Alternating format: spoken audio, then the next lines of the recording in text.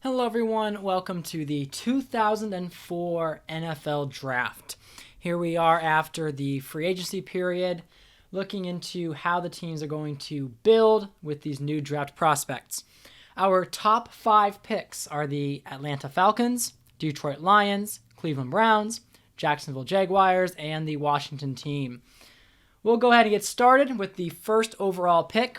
A few things to note with the Atlanta Falcons is that last year they had the 9th overall pick, drafting right tackle Jordan Gross, who acts as the blindside blocker for the left-handed Michael Vick.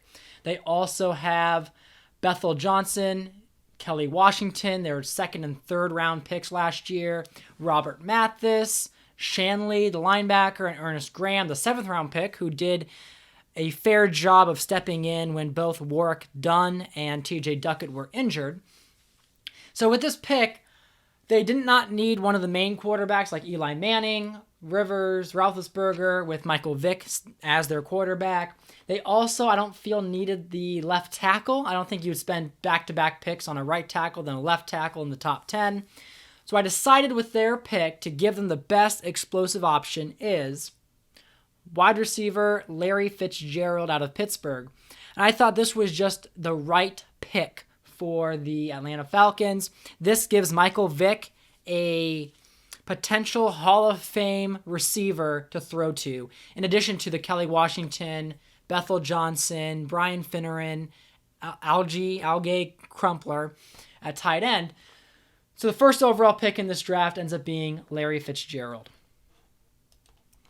Next is the Detroit Lions. So last year, the Lions had the 2nd overall pick, just like they have the 2nd overall pick this year.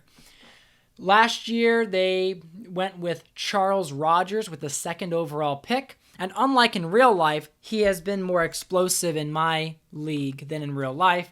He was injured for a decent duration of the season, but when he did play, he got himself a development trait upgrade. He was doing well. He was reliable on the field. And so I didn't feel the need to draft another wide receiver for them, where they in real life drafted Roy Williams. Felt like they could have gone a different direction. They have a decent left tackle in Jeff Backus. And so I decided that they need to go into a more explosive route on offense. And I thought at that time, the best decision was to go with tight end Kellen Winslow. Now, Winslow here is not going to be the historically great pick. They're also the Detroit Lions, so they don't always pick right. But I feel like in this situation, a tight end has been an issue for Detroit. There was not that reliable target for Joey Harrington. So I decided that with the Detroit Lions, if they got their receiver last year in Charles Rogers, they're also going to be able to use Kellen Winslow at tight end. Other receivers they have, I think, is Aziz Hakeem, who ended up upgrading his development trait, being more prolific on offense. And they also have Herman Moore, a wide receiver from the Giants, and he had some huge plays last year. So I felt like wide receiver wasn't the need and figured tight end was the way to go. The Cleveland Browns are now on the clock.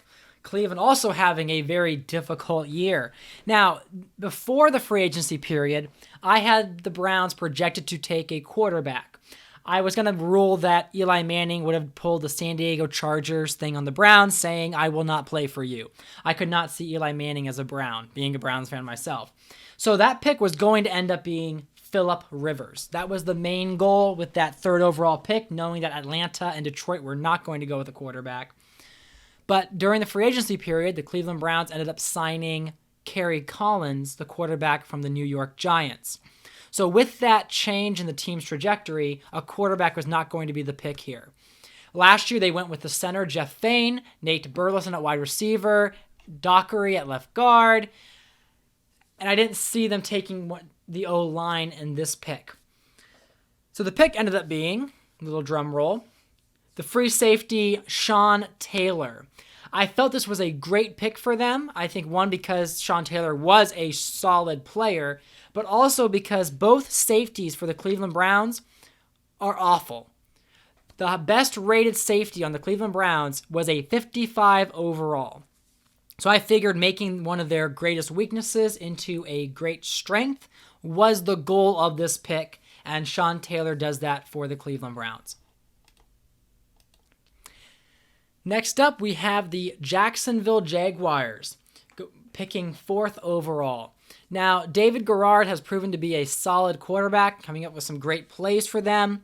I did debate drafting one of the main quarterbacks, but I felt like this pick could have been more for broadening their opportunities. Last year, they drafted Kwame Harris at left tackle.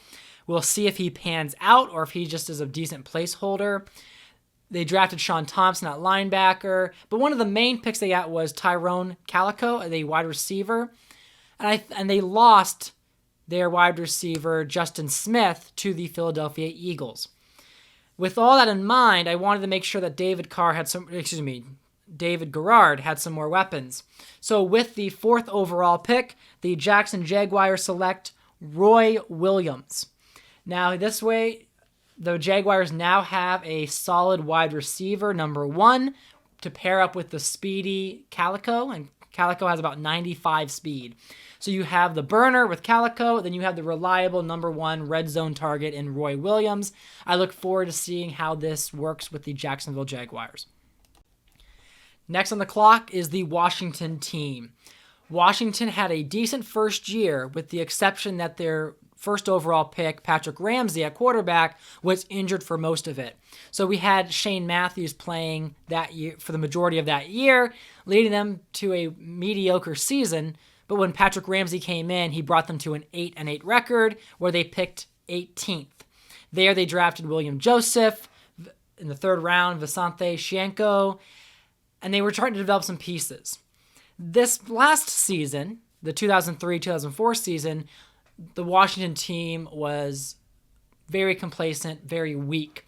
And so I thought that maybe they could take on one of the main quarterbacks. But I felt with the new head coach, Jack Del Rio, he was going to stick with Patrick Ramsey for at least one more season. I decided to buff up another area that could use some help. So with the Washington Redskins with the 5th overall pick, they select DT Tommy Harris. Even though they drafted William Joseph last year, pairing Joseph with Tommy Harris in that front 7 is going to help them in one of the most difficult divisions in football. They go up against the 16-0, 13-3 Philadelphia Eagles, the wild card team, the New York Giants from last year, and Dallas is working their way up too. But having a stronger defensive front is going to be a huge payoff for the Washington team moving forward. With the 6th overall pick, we have the Dallas Cowboys, also having a mediocre season. Last year, they picked Byron Leftwich out of Marshall University with their first overall pick last year. And Byron Leftwich got injured, so we had Quincy Carter play a few games. Leftwich, when he was on the field, was not too stellar, but he was the first pick that Bill Parcells, the new head coach, drafted. So they're going to stick with him, not go with another quarterback. They also drafted Charles Tillman. They went with Brandon Lloyd at wide receiver, Justin Griffith at fullback last year. But now they've just lost Emmitt Smith at running back. So they have a big gap there. And with that 6th overall pick, the Dallas Cowboys select Steven Jackson, running back. I felt this was a great pick for them because they needed that spark on offense. Dallas tends to be more of a flashy team in the sense of how they draft players, and taking the best overall rated running back and likely a solid running back for them, I felt was the right choice and is going to be huge for them on offense. Next on the clock is the San Diego Chargers. This was an interesting pick because I thought I could have drafted Phillip Rivers with this pick. But Drew Brees has been playing lights out despite missing the playoffs last year. I was trying to think, do I go with the new quarterback or do I stick with the main one? And after last year's draft, which technically was a weak draft for San Diego, right? They had the 21st overall pick, drafting Michael Haynes at defensive end, who is a normal dev. He's probably going to be mediocre. He may end up being a bust. They drafted Seth Wand in the 2nd round last year, and he is also a normal dev, meh kind of player. Decent player, is a 72 overall currently, But the only real solid pick that they made, I mean, they have Todd Johnson at safety, who's been decent. They drafted Antonio Gates in the 6th round. I let him stay in his home of San Diego. But with this pick, I decided that they were going to go with the best player available. So with that 7th overall pick, the San Diego Chargers select linebacker Jonathan Vilma. I think with this pick, it's going to give the Chargers defense more oomph. Many teams lack good linebackers. Anyone who's using the 2003 mod roster, that CFM file, there are far and few good linebackers. So I figured right now San Diego just needs to buff up their defense a bit, make some talent on that team, and I think Jonathan Vilma will do that. Pick number 8, the Pittsburgh Steelers. Having a weak season, they did end up firing Bill Cowher, their head coach, now to replace him with Lovie Smith.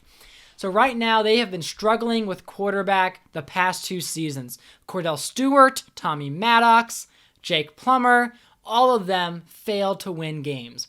Last year, they decided to go with the Jake Plummer option, which allowed them to draft Terrence Newman at quarterback. They went with It was Anthony Adams at DT, Donald Lee at tight end, Fred Jackson in the 7th round, Lee Bodden in the 6th round. So they had some decent picks last year, more so on their defense.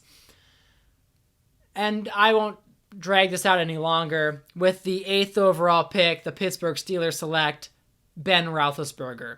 I did not feel like Eli Manning or Phillip Rivers had Pittsburgh energy. I don't know if that makes sense to anybody, but it does to me. But there needed to be that iconic Pittsburgh quarterback. And I would have drafted a quarterback earlier if those teams really needed one. And I don't feel they did. So I felt like the Steelers, if they were going to pick a quarterback, they were going to get their guy if he was available. And he was. And he is going to remain a Pittsburgh Steeler in this reality. The Kansas City Chiefs, now with Dick LeBeau in his 2nd season as a head coach. Last year, picking 6th overall, drafting Ty Warren, who actually went to the Patriots in real life. And really after him, they had Ken Hamlin, Dominic Davis, but not really any studs being picked in last year's draft. We saw the result of a weaker draft in a tougher division with their record being so low. Trent Green is in his mid-30s now, and there's a lot of speculation as to what direction they want to go. With that 9th overall pick, the Kansas City Chiefs select quarterback Eli Manning. I think this is going to be a unique avenue for Eli Manning. This Kansas City Chiefs team is not bad. They have some decent options on offense. You have Dante Hall. You have Tony Gonzalez at tight end. You have Eddie Kennison, who was a Pro Bowler this year, and he was a top 5 receiver in yards this year with Trent Green. I have yet to decide whether Trent Green will start with Eli Manning developing under him, but nonetheless, Eli Manning is going to be a quarterback with the Chiefs. A fun fact with this pick, I know that Trent Green wears number 10, which is Eli Manning's typical number, and the number he wore in college. I decided that Eli Manning is going to wear number 8, and number 8 was his father's number, Archie Manning's number, when he was quarterback for the New Orleans Saints. So there's a fun fact there of how Eli Manning's career is going to be a little bit different starting out in Kansas City. With the 10th pick of the 2004 draft, we have the Tennessee Titans, also having some major shifting going on in their organization. They lost Steve McNair with an injury last year, leading to a trade for Tim Couch. Tim Couch was mediocre. He did win a couple games for them, but knew that he was not going to be a playoff caliber quarterback. Steve McNair came back. They won a few games, but decided to reject the offer that the Tennessee Titans offered him. So he ended up going into free agency, and Steve McNair is now a Miami Dolphin. That left a vacuum of QB for them. They did sign Aaron Brooks to be paired with Tim Couch as sort of a replacement, a Steve McNair light version, just in case, to be paired up with their last year prospects like Sammy Davis, the cornerback from Texas A&M, Anquan Bolden, who was their 2nd round pick, which was really the only iconic players in their draft. They really hit on the first 2, and that was really it. So with this 10th overall pick, the Tennessee Titans select quarterback Phillip Rivers. I think this is a unique pick for them. I was trying to see where Rivers would have gone. I think if Eli Manning was available, the Titans would have gone with him, keeping Eli Manning in his home state of Tennessee.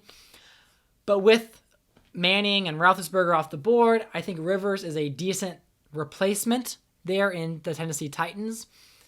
He has some decent options with Anquan Bolden, Eric Moulds. They still have Eddie George at running back. So I think this is going to be a unique situation for Rivers. Also making the AFC South quarterbacks possibly the best in the league if Rivers gets to his peak. Because you have Peyton Manning on the Colts, David Carr, who is the reigning Super Bowl champion and MVP. I know, it's kind of funny. I get it too. And then you have Phillip Rivers on Tennessee and David Garrard, who is no scrub there with Jacksonville. Next, we have pick 11 with the New York Jets. Last year, they focused more on defense in their draft. Jonathan Sullivan, Gerald Hayes, while also drafting several offensive linemen, Nelson, Nemo, Mahan. But this year, they might need more of a spark on offense, especially with the New England Patriots being as dynamic and as free agency studded as they are this offseason, with Tom Brady and now Curtis Martin leaving the Jets to go to the Patriots. And of course, the Buffalo Bills being the Super Bowl champions 2 years ago and making the playoffs last year. We see the Miami Dolphins buffing up with Steve McNair and still keeping their solid defense intact. So with the 11th pick in the 2004 NFL Draft, the New York Jets select Michael Clayton, the wide receiver. Although they have Lavernius Coles, they have Santana Moss, they wanted to get Chad Pennington another weapon, and they did. We will see how Michael Clayton's career turns out here with the New York Jets. Next is the St. Louis Rams picking number 12. In last year's draft, they focused on getting Nick Barnett, the middle linebacker from Oregon State, solidifying that center, and then drafting Jason Witten as tight end. So 2 prominent picks last year. In the first season, the 2002-2003, they had the number 1 pass defense in the league. They were a top defense. But after last season, they fell severely, having one of the worst defenses in the league. Despite that, defensive coordinator Lovie Smith still got the Pittsburgh Steelers job, but really the Rams need talent on defense. They still have Kurt Warner, and they traded away Mark Bulger to the Baltimore Ravens last year. So they have their quarterback in Kurt Warner, still aging, but still good. They have Marshall Faulk still at running back. Isaac Bruce. They have the other one, Torrey Holt. Also having tight end Jason Witten. Some premier offensive options. Now they basically need to draft any solid defensive player. So with the 12th overall pick, the St. Louis Rams select cornerback D'Angelo Hall. After losing Aeneas Williams last year, we saw how that affected their pass defense going from number 1 to late in the 20s.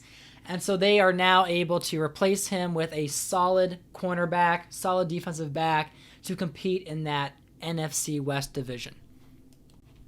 Speaking of that NFC West division, we now have the San Francisco 49ers on the clock. Last year, they drafted Rex Grossman with pick number 29. That was largely part due to Jeff Garcia leaving them for the divisional rival Arizona Cardinals.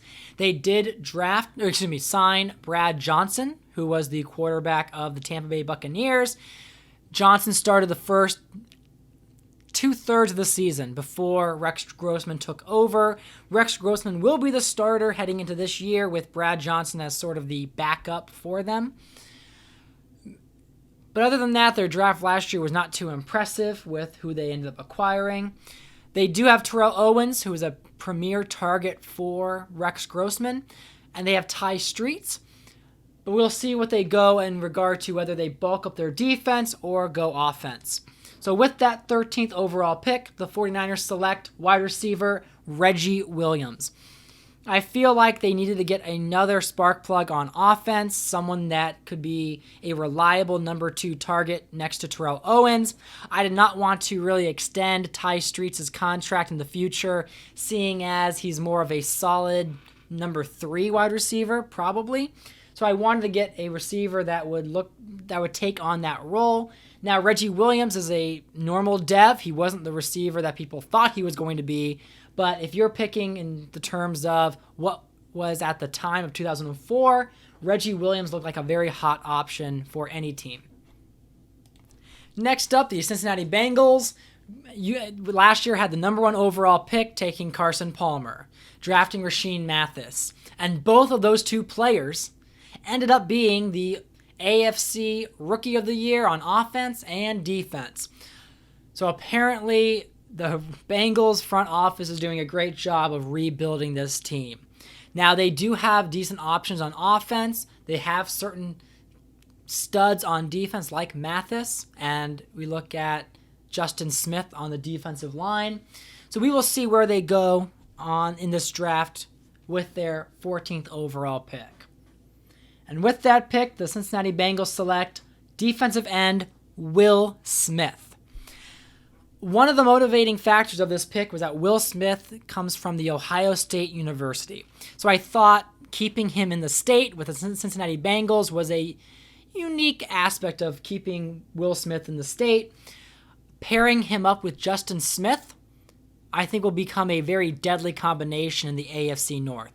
With rebuilding the Bengals with this trajectory, they have Justin Smith and Will Smith, Smith 2.0, right, on that defensive line, knowing that Rashean Mathis is their cornerback, providing the stellar coverage he's been.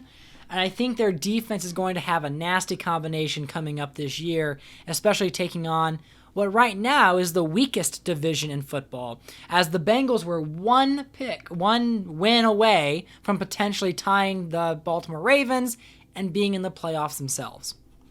We'll see if Will Smith puts them over the edge.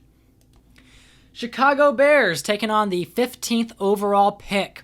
So last year they were trash, right? They had Jim Miller. They ended up having the 5th overall pick, but had a transformational win-now mindset, right? They ended up signing Rich Gannon from the Oakland Raiders. They traded away their 2nd-round pick for Corey Dillon from the Cincinnati Bengals, and that pick turned into Rashean Mathis, who was the AFC Rookie of the Year. With their draft last year, they drafted Kevin Williams, the defensive tackle. They ended up going with Justin Gage at wide receiver. They had Seneca Wallace on that team, Cato June as an outside linebacker with a later 6th-round pick. But more so what I noticed when I was playing the Chicago Bears was how limited their receiving options were. Justin Gage was not the stellar receiver out of the 4th round that he could have been. So I realized there was a major gap there with the Chicago Bears. Their defense is fine. Their defense is solid in the sense of Brian Urlacher, some of their pass rushers. They're the Chicago Bears defense, and I keep adding to that defense because I want them to be the iconic defense that we knew of in those 2000-era teams. So with that 15th overall pick, the Chicago Bears select wide receiver Lee Evans. They were going to pick a wide receiver no matter what. And Lee Evans was a scheme fit. He was one of the best available receiver on the draft board. And I just felt like this is a small window of success here for Rich Gannon. He wants to win a Super Bowl. And they were just shy of winning the division. They were leading the division for the majority of the season and then dropped a few games late, allowing the Minnesota Vikings to surpass them and even the Packers to surpass them, going like 8-8. They were that 500 team. And they're trying to win a Super Bowl with Rich Gannon before he retires. We will see if Lee Evans gives them that offensive firepower to do just that. Green Bay Packers, as I mentioned before, were just slightly above the Chicago Bears in their division, going 8-8. Sticking with Brett Favre at quarterback, we look at last year's draft class. Excellent pick with their 1st round, pick number 27, drafting Nnamdi Asomugha, the cornerback from California. Really after that, they tried to get a linebacker with Cy Grant, a middle linebacker, But for the most part, they had a weaker draft this year. So looking into how they wanted to handle this draft was to get the best player available, an impact player in what is now a very competitive division with the Vikings, the Bears, and somewhat the Lions. I mean, the Lions were the second worst team in the league, but we'll see if they have some growth this year, but they kind of want to keep beating up on the Lions if they can. So with that 16th overall pick, the Green Bay Packers select defensive tackle Vince Wilfork. I believe that they need some more power on defense in what is a very strong division. And so I think that Vince Wilfork is going to provide them that big man up front to take on whatever is run at them this year. Tampa Bay Buccaneers picking at number 17. Last year, they ended up letting Brad Johnson walk. I think he rejected their offer. So they ended up drafting Kyle Bowler, who surprisingly was not awful. His first game was really bad in the season. If you look at the highlights of it, I think he beat whatever team it was, but it was a pretty bad performance from both quarterbacks at the time. But with Kyle Bowler, I figured we needed to get him some help, whether it was in receiver help or with the offensive line. The Tampa Bay Buccaneers is a solid defense. They have a great defensive team despite losing Warren Sapp to the Patriots this offseason. But like last year with Bowler, they drafted Tino Samoa, a linebacker, Antoine Peak, linebacker. And they ended up drafting David Tyree, the wide receiver, with the 7th round pick. And he didn't have much playing time because they ended up signing Tim Brown last year, who retired this year. He was the former Raiders wide receiver. They do have Keyshawn Johnson, who is still chugging along. But I figured defense is not their main priority, but they needed to get an offensive help to this team. So with the 17th overall pick, the Tampa Bay Buccaneers select left tackle Robert Gallery. Honestly, I don't know why I allowed him to slip that far, but when you're drafting for 32 teams with 32 different needs, sometimes iconic players slip. And so Robert Gallery ended up going to Tampa Bay, being the first offensive lineman taken in this draft, all the way at pick number 17. And I look forward to seeing how he gels with Kyle Bowler, being that blindside blocker. 18th pick, now on the clock, the Miami Dolphins. Last year, or their first season, 2002-2003, they made it to the AFC Championship game, losing in the final minutes against the Buffalo Bills, who ended up going off and winning the Super Bowl. Their defense is still solid. They've with Jason Taylor, Marion, Patrick Surtain, I think Thomas at middle linebacker. They're doing all right. Last year, they went with Bryant Johnson, the wide receiver from Penn State, Vince Manui, the left guard, trying to really buff up their offensive presence, trying to get more weapons after Chris Carter left, just really trying to buff up their offense. They would have been in prime position for a quarterback, but fortunately for the Miami Dolphins, they were able to acquire probably the biggest free agent, Steve McNair, quarterback from the Tennessee Titans. So with that in mind, it's now trying to surround him with that talent to successfully and consistently win. So with this 18th overall pick, the Miami Dolphins select wide receiver Michael Jenkins out of Ohio State. Yes, they drafted a wide receiver last year with the 30th overall pick, Bryant Johnson, who did have some solid plays. But now they're adding another wide receiver, Michael Jenkins, to give more firepower for Steve McNair to deliver perhaps another playoff caliber season. Next up is the 19th overall pick with the New England Patriots.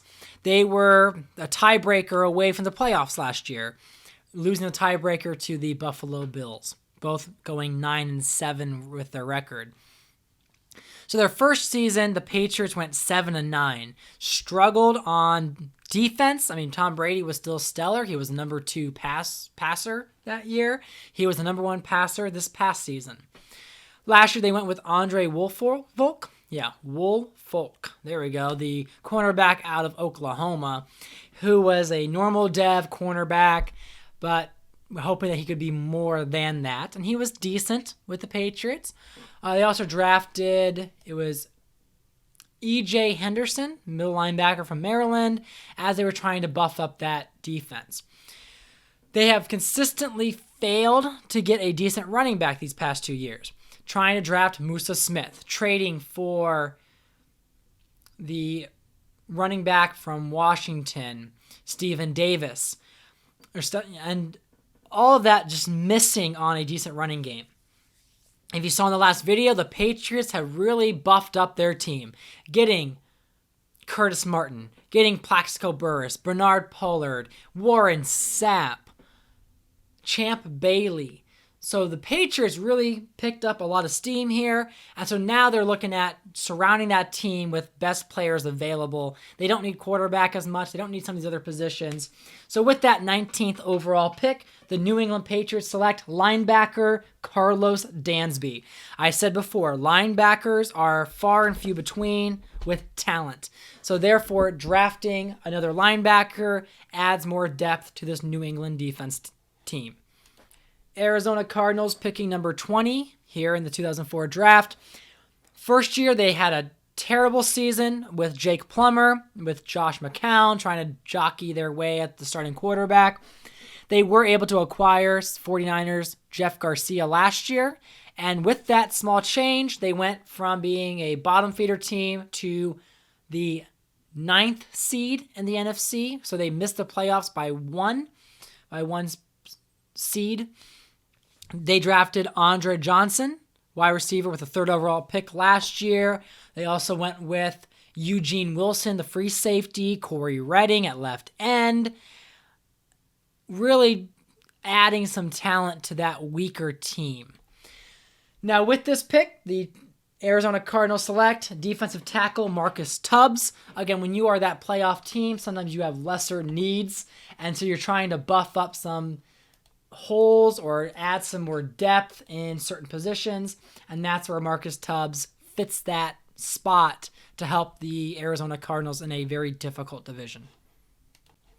Baltimore Ravens, after going 12-4 their first season with Brian Billick here in the 2002-2003 season, they really buffed up on O-line with like Eric Steinbach, Tony Pashos, getting Lance Briggs to help on their defense, to keep their defense with prime players, Colin Branch. But with all of those acquisitions, they only went 8-8, slightly winning their division. So I realized they need some more stability there to help support Mark Bulger. So with that 21st overall pick, the Baltimore Ravens select Shawn Andrews, right guard. And I really want to make sure that their running game can thrive behind a strong offensive line, that Mark Bulger has his protection. And I end up going with the best offensive guard in this draft, Shawn Andrews, for Baltimore. Next up, the Oakland Raiders. Now, I thought the Raiders were going to be a bottom team, bottom 5, bottom 10 of the draft, based off of losing Rich Gannon, losing Charlie Garner, losing Tim Brown, losing Rod Woodson. I mean, they were just depleted.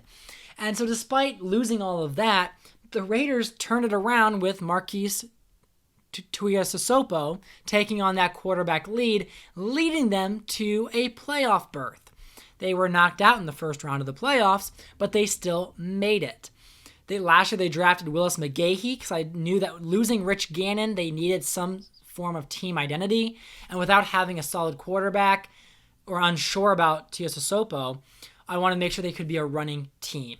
They also got Asante Samuel, who was a later round pick that came through for them. And I look forward to seeing how he progresses with the Raiders, kind of taking the place of Nnamdi Asomugha, who they actually drafted in the 2003 draft. But this year they needed to bulk up a little bit more to keep that playoff hopes alive for next year. And so with that 22nd overall pick, we see linebacker Jason Babin. Again, linebackers are very much needed. So these later picks, looking at linebacker being a prime target for their team to acquire. So here we go, Jason Babin helping the Oakland Raiders. We will see if Bill Callahan can keep the Raiders in the playoffs from year to year, especially getting essentially ransacked last year, losing so many key players. Here with the 23rd overall pick, the New Orleans Saints have some rebuilding to do despite making the playoffs. They were trailing the Carolina Panthers, who did win the division and make the Super Bowl. They lost Aaron Brooks to have Josh Booty take over for the remainder of the season. And Josh Booty's a 60 overall quarterback, and he led them to a 10-6 season going to the playoffs. They got knocked out by the Panthers in the first round, but what are you going to expect when your quarterback is a 60 overall? So they lost Aaron Brooks in the offseason. I didn't want to pay him a large sum of money. I felt Aaron Brooks is kind of a glorified backup. They were in the running for Steve McNair, but unfortunately McNair decided to not go with the Saints and go with the Miami Dolphins. Last year they drafted Dwayne Robertson to help them. And again, they had the 8th overall pick last year. So they went from the 8th overall pick to the 23rd pick in one season with difficult QB play. But they had Dwayne Robertson last year. They also had Benny Japrou as tight end with a 2nd-round pick, and he ends up now being a superstar dev because he's been meeting his game challenges. So they have a solid tight end. They have Dante Stallworth, in addition to having Deuce McAllister, who's been the NFC leading rusher the past 2 seasons. They also drafted Chris Brown last year to give some more support. Gary Brackett as an outside linebacker, Dan Copen to help as center, and had some decent draft picks last year to really help their team transition from being a top 10 pick team to then being a playoff team. But with that 23rd overall pick, the New Orleans Saints select quarterback J.P. Losman. Now, Losman, we know from history, is not going to be a game-changing quarterback, but the New Orleans Saints think he will be. So we'll see if J.P. Losman, a 62 overall quarterback, can be that defining quarterback for the Saints to help them get back to the playoffs and compete against Jake Delhomme, Michael Vick, and Kyle Bowler in the NFC South. Picking number 24, the Giants breathe a big sigh of frustration as they also needed a quarterback to replace Kerry Collins, who went to Cleveland, in a very similar situation like the New Orleans Saints. So without that quarterback, now they have to look elsewhere because, again, they're not going to reach on a quarterback here in the first round. They have other holes to fill. Last year, taking George Foster, the right tackle out of Georgia, going with Kawika Mitchell at linebacker, really, and then Jeremiah Bell, a strong safety in the 7th round. The Giants had one of the best defenses in the league with the league MVP Michael Strahan, who ended up having 42.5 sacks.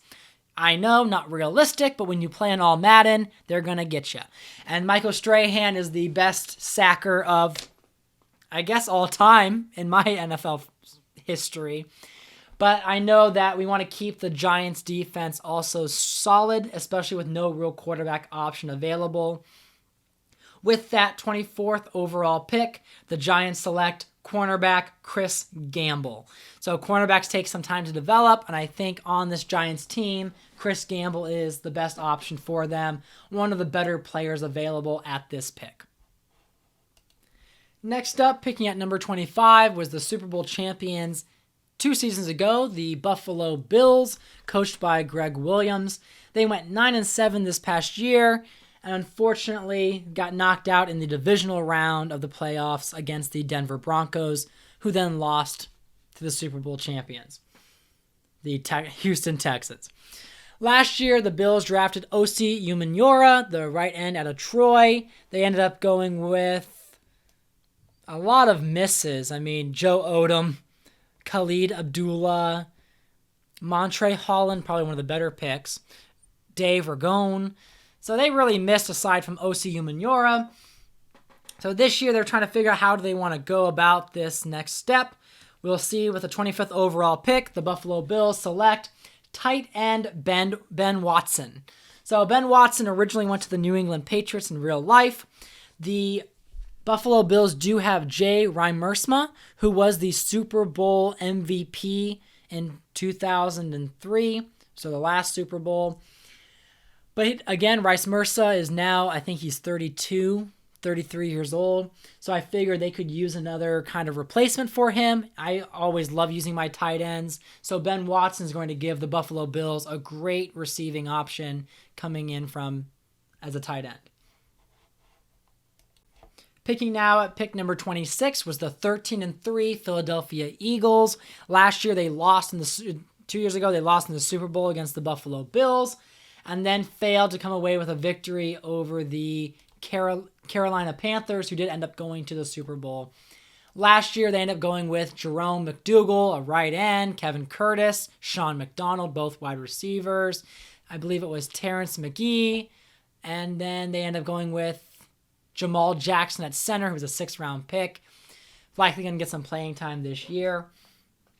With the 26th overall pick, the Philadelphia Eagles select Junior Seavi. We're going to see how that turns out. I mean, he's not a common defensive tackle you think about. We will see if he can progress adequately on the Philadelphia Eagles. Picking at number 27 is the Indianapolis Colts, who were the number 1 team in the AFC. Here they go with their 27th overall pick, taking right tackle Vernon Carey. This is a decent pick to help them on their offensive line. They have a studded team, a lot of talent, and so we're going to look at trying to build their offensive line infrastructure with this pick. The Seattle Seahawks, the number 1 team in the NFC last year, surprisingly losing to the Minnesota Vikings in the divisional round after having a historical, fantastic season under Mike Holmgren. Last year, they really buffed their defense up with Troy Polamalu, with Chris Kelsey as defensive end, Pierce at middle linebacker. But they decided to go another defensive option in this draft just to keep that solid defense alive. We can see the 24th overall pick, the 28th overall pick. The Seattle Seahawks go with right end Kenichi Udeze. Probably not going to pan out as well, but they wanted to get another pass rusher on that team, and they felt Udeze could be that option for them. Udeze could have been drafted much earlier, so in some ways they feel like they got a steal with this pick heading into next year. Picking number 29 is the Minnesota Vikings, and again, this is a powerful team. Dante Culpepper, Randy Moss. Last year they drafted Dallas Clark, who is a huge boost to their team. They also have Tony Romo sitting on their bench, drafted back in the 6th round last year. And surprisingly, Tony Romo somehow became an X-Factor quarterback. So he's a 77 overall X-Factor quarterback sitting on the Minnesota Vikings bench. We'll see if he ever gets a chance to play in the short term. He will definitely get an opportunity in the future. We'll just see how long that takes. With the 29th overall pick, the Minnesota Vikings end up taking right guard Justin Smiley just to help that running game, help that pass protection. I think he's going to be a great selection here for them and an anchor on that offensive line for the future. Denver Broncos here with the 30th overall pick.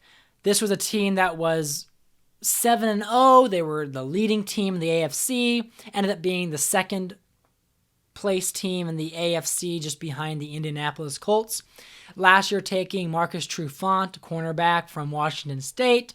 They drafted LJ Smith, the tight end, Wade Smith, the right tackle, Quentin Griffin, who's kind of a mediocre running back, but had some time as the backup to Clinton Portis. So a lot of success last year with their direction under Brian Griese. Major props to Clinton Portis, who is just dynamic as a running back, almost like a cheat code in the game. But with that 30th overall pick, the Denver Broncos select Rashawn Woods, wide receiver. Largely due to losing Rod Smith due to retirement, they need some more options on that offensive front, and they believe that Rashawn Woods can be that receiver. Carolina Panthers now on the clock, NFC champions. Last year they went with Larry Johnson, the running back, who was a huge part of a dual running back system that I had going in Carolina. Carolina had Ricky Waters, who was formerly with the Seahawks, then the Patriots, then signed with the Panthers. So it was Larry Johnson, the main back, Ricky Waters, more of the third down passing back, and both of them worked very well together throughout the entire season and the playoffs. Panthers were 1-4 with Jake Delhomme as quarterback last year, and they turned that 1-4 team into a 10-6 division-winning team, and then NFC Championship team, being one play away from winning the Super Bowl. It was a Larry Johnson fumble on the goal line that then led to a 99-yard touchdown drive by David Carr to win the game. So they were that one play away from winning the Super Bowl. So with this pick, the 31st overall pick in the 2004 draft, the Carolina Panthers select Devery Henderson, wide receiver.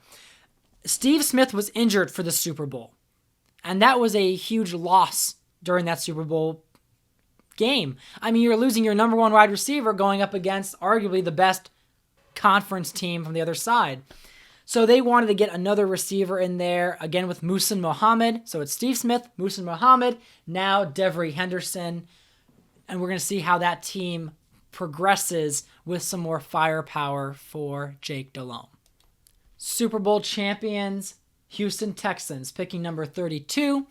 Last year, they went with Terrell Suggs with the 13th overall pick, also drafting players like Mike Doss, Jeremiah Johnson, fullback, John Stincombe, right tackle, LeBrandon Tofield.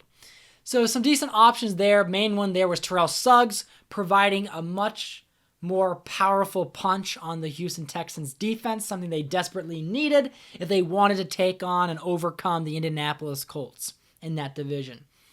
Now, Jonathan Wells has been the running back for the Houston Texans, but after him, it's been very weak. So with that 32nd overall pick, the Houston Texans select running back Chris Perry. Now, Chris Perry did not pan out in real life. He went to the Bengals in real life, but the Houston Texans think that he's going to be a potential leading rusher for them, can kind of develop a little bit under Wells, but we'll see how their running back system works heading into this next year to see if they can repeat. Next parts of the draft, I'm not going to go with each individual player, otherwise this video would be very, very long. But as you can see, Bob Sanders ends up being the first pick with the Atlanta Falcons, giving them a better defensive prospect. So they draft Larry Fitzgerald. Now they take Bob Sanders to help on their defense. Lions going with a running back, Kevin Jones. He was a real-life pick, but he was also a very necessary, much-needed pick. Jonathan Stewart, the running back for Detroit, left them for Denver, so there was a big vacuum there. So Kevin Jones is going to get a lot of opportunities to carry the ball. Browns taking left guard Chris Snee, likely going to move over to right guard, him or Dockery, trying to build that Browns offensive line. Donta Robinson helping Jacksonville, so they go with Roy Williams, then they go with Donta Robinson, get their pass offense and defense improving. Washington taking Jake Grove, he was a much needed pick there in the offensive line. Cowboys, Ben Troop getting another tight end there. Again, they did not draft Jason Witten, so they're hurting in that tight end regard. Ben Troop can help there. Then you see Tank Johnson, DJ Williams going Chargers and Steelers respectively. As we move on, we can see the Kansas City Chiefs taking Tatum Bell to be paired with Dominic Davis and Priest Holmes. I'm kind of transitioning Priest Holmes out of the Chiefs. If they have another bad season, I don't see any reason to keep an old running back. So Dominic Davis and Tatum Bell might be the options.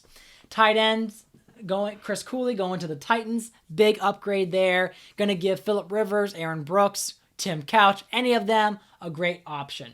Orshansky going to the Jets is a good defensive player. Watts is just going to be a receiver. He's probably not iconic. Darryl Smith going to Chicago gives them another solid linebacker. I forgot when I was looking at my draft, accidentally drafting Darnell Dockett to the Packers, even though they already drafted Vince Wilfork. Now, what I ended up doing was I'm going to be putting Darnell Dockett as a defensive end. So that Packers front seven, that defensive line, is full of Wilfork, Darnell Dockett. So they're going to be a pretty solid team moving forward. The Buccaneers definitely needed a running back, some explosive player, some playmaker, because their running backs have not been as stellar. We see Julius Jones going there. Dolphins getting the Nick Hardwick. Patriots select Bernard Berrien, and he was a normal dev receiver, probably not going to get as much playing time. We see Cardinals taking Randy Starks. Ravens, Bullware. See, the Giants, as I said, mentioned they needed a quarterback. Didn't want to use a first-round pick on Matt Schaub. Matt Schaub was available, so Matt Schaub is now the likely starting quarterback for the New York Giants. Bills taking Greg Jones maybe a little bit early there with their second-round pick. I don't think, let's see, any other iconic players there. Morel Moore, maybe, if any of you are fans of him. Went to the Vikings in real life. Now is a Seattle running back. Moving forward, let's see, any iconic players here. Maybe Shante Spencer, if any of you are fans of him, going to the Washington team. Keeping things going, we see Luke McCown going to be the backup quarterback for the Rams. Nathan Vasher, a real-life pick, going to the Chicago Bears. Landon Johnson, big pickup there for the Green Bay Packers. We do have a trade alert. At this moment, I wanted the Browns to move up to select a certain player to help fill out their team. Buccaneers didn't really have any good options available anyways, so I thought this trade was pertinent to both of them. So the Browns move up and give away 2 picks, the 4th and the 5th. That pick turns out to be another safety, Shawn Jones. Browns drafted Sean Taylor. Now they're drafting Shawn Jones. I said before, their safeties were 55 at best. So now we have Sean Taylor and Shawn Jones, the Shawns squared, taking on the Cleveland safety spots. I felt that was a worthy trade. We were now moving into that 3rd round, and I thought that Shawn Jones, who was picked early in the 2nd round, deserved to be picked sooner than later. Instead of waiting for Cleveland's next pick in the 4th round, I felt it was necessary to trade up. Ben Hartsock now moving to the Arizona Cardinals. Ravens draft another offensive lineman, Travell Wharton, one of more of the best player available picks. Sean Locklear going to the Saints. Jabril Wilson, a good pickup for the Colts there. And because the Panthers lost, I'm forgetting his name. We look at Ricky Waters. I ended up going with Michael Turner. And again, Michael Turner was drafted by the San Diego Chargers, and he was kind of the dual back for Mike Tomlinson. And so, LaDainian Tomlinson, excuse me. And so Michael Turner comes in to maybe provide that similar dual back system that the Panthers were so successful at implementing last year with Ricky Waters and Larry Johnson. Now it's Michael Turner and Larry Johnson. Jericho Cotchery going to the Buccaneers. Good pickup for them at that pick. DeVar Darling going to the Washington team. Pittsburgh getting Isaac Sopaga. Sean Phillips, a great addition to the Rams. Again, they need any and all talent on the defensive front. Mike Carney goes to the Bears. No real other iconic players here. Now we move to the hundreds picks.